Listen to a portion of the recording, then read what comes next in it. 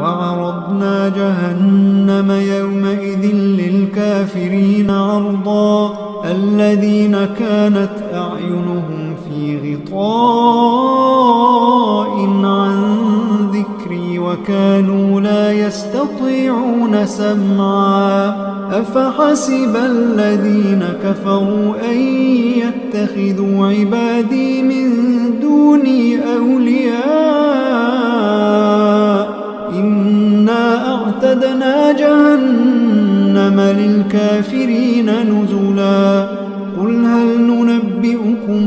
بالأخسرين أعمالا الذين ضل سعيهم في الحياة الدنيا وهم يحسبون أنهم يحسنون صنعا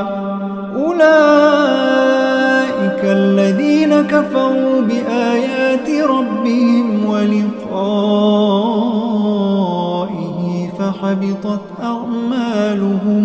فحبطت أعمالهم فلا نقيم لهم يوم القيامة وزنا ذلك جزاؤهم جهنم بما كفروا واتخذوا آياتي ورسلي هزوا إن الذين آمنوا وعملوا الصالحات كانت لهم جنات الفردوس نزلا خالدين فيها لا يبغون عنها حولا قل لو كان البحر مدادا لكلمات ربي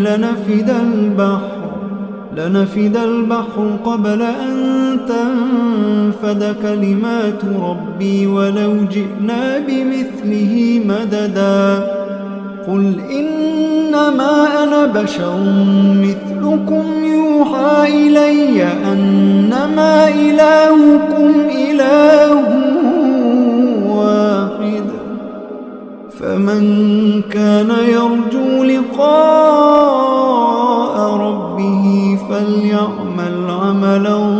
صالحا